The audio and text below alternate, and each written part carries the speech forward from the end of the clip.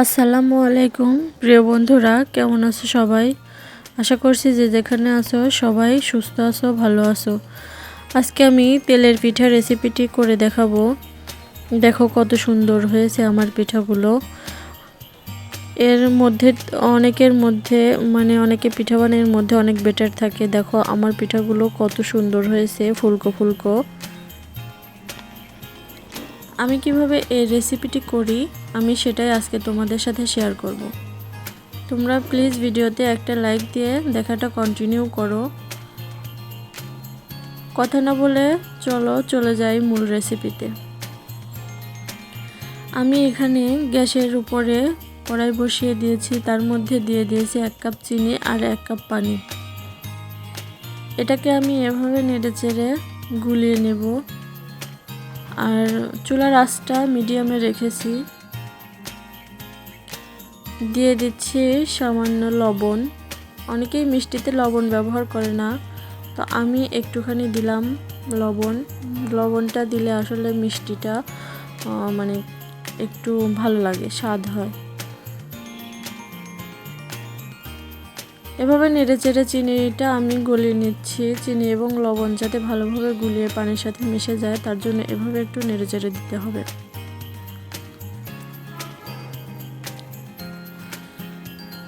এখন আমি অফ করে দিচ্ছি চুলাটা। চিনিটা সম্পূর্ণ গলে যাওয়ার পরে আমি চুলাটা অফ করে দিলাম। এখন এটাকে একটু নেড়েচেড়ে ঠান্ডা করে নেব। হাতে যাতে সয় এরকম গরম করে নেব। অন্যদিকে আমি একটা বাটিতে নিয়েছি 1 কাপ শুকনা চালের গুঁড়ি। আপনারা চাইলে ভেজা চালের গুঁড়িটাও ব্যবহার করতে পারেন। আর সেই চিনির পানি অল্প অল্প করে আমি এটা একটা ব্যাটার তৈরি করব। আমি এখানে 1/2 কাপ চালের গুঁড়ি নিয়ে নিলাম। আমি এখানে মোট 2 কাপ চালের গুঁড়ি ব্যবহার করেছি। আপনারা আপনাদের পরিমাণ মতো ব্যবহার করবেন। সেক্ষেত্রে চিনির পরিমাণটা একটু বাড়িয়ে দেবেন। এটাকে আমি হাত দিয়ে এভাবে মেখে হাত দিয়ে মাখলে এটা ভালো। আপনারাও চেষ্টা করবেন হাত দিয়ে মাখার। আর এখানে আমি 1/2 কাপ নিয়ে নিলাম আটা। 2 কাপ চালের গুঁড়ির সাথে আমি 1 কাপ আটা নিয়ে নিয়েছি। এটা হাতের সাহায্যে এভাবে ভালো করে মেখে নিতে হবে। চেষ্টা করবেন এটাকে সময় নিয়ে ভালো করে মাখতে। যত সময় দেবেন তত ব্যাটারটা তত রেজাল্ট ভালো দেবে। এখন এটাকে আমি অল্প অল্প করে চিনির পানি দিয়ে এভাবে মিশিয়ে ভালো করে মেখে একটা স্মুথ ব্যাটার তৈরি করব।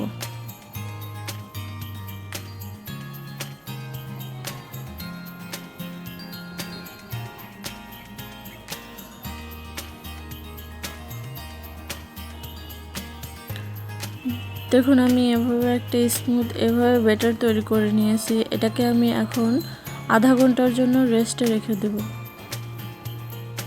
ঢাকনা দিয়ে ঢেকে এভাবে আধা ঘন্টার জন্য রেস্টে রেখে দেব। ফিরে আসছে আধা ঘন্টা পর। দেখুন আমি আধা ঘন্টা এটাকে রেস্টে রেখে দেওয়ার পরে দিয়ে দিলাম একটু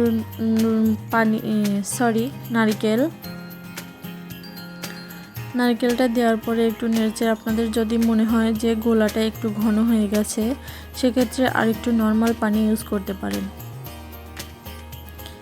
আমি এখানে একটু নর্মাল পানি ইউজ করে গোলাটা এরকম ব্যাটার একটা তৈরি করে নিই। কনসিস্টেন্সিটা আপনারা দেখলেই বুঝতে পারবেন। ওদিকে আমি চুলাতে একটা কড়াই বসিয়ে দিয়েছি, তার মধ্যে দিয়ে দিয়েছি তেল এবং এটা স্টিলের একটা ছোট্ট প্লেট। এটা বাচ্চাদের খেলনা যে স্টিলের প্লেটগুলি পাওয়া যায় আমি সেটা ব্যবহার করেছি।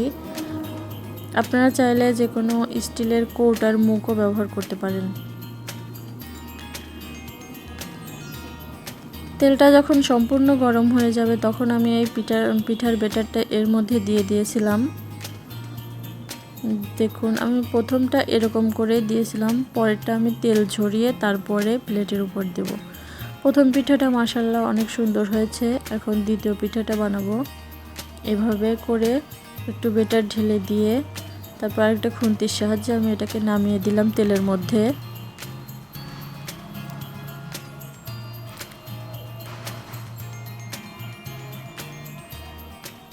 দেখুন মাশাআল্লাহ আমার পিঠাটি অনেক সুন্দর হচ্ছে। আপনারাও স্টেপ বাই স্টেপ ফলো করে, যারা পারেন না নতুন রাঁধুনি, যারা পারেন তো পারেন, আর যারা নতুন রাঁধুনি তারা আমার মতো স্টেপ ফলো করে চেষ্টা করবেন বাড়িতে বানাতে।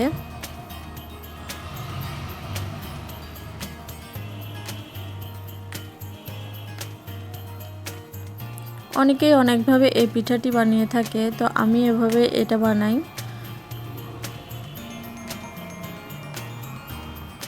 এভাবে আমি সবকটা পিঠা বানিয়ে নিচ্ছি। আশা করছি তোমাদের পিঠাটি ভালো লেগেছে। আর আমার রেসিপিটি যদি আজকে ভালো লেগে থাকে অবশ্যই একটা কমেন্ট করে জানিয়ে দিবে। আর আমার চ্যানেলে যারা নতুন তারা অবশ্যই আমার চ্যানেলটাকে সাবস্ক্রাইব করে দেবে এবং পাশে থাকা বেল বাটনে অন করে রাখবে, বেল বাটনটি অন করে রাখবে যাতে পরবর্তীতে কোনো ভিডিও আপলোড করলে নোটিফিকেশন পৌঁছে যায় তোমাদের কাছে।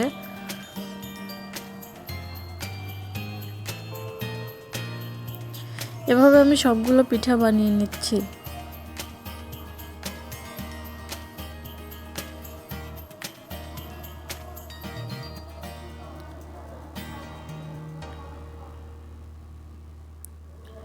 আমি আজকের মতো এখানে বিদায় নিচ্ছি।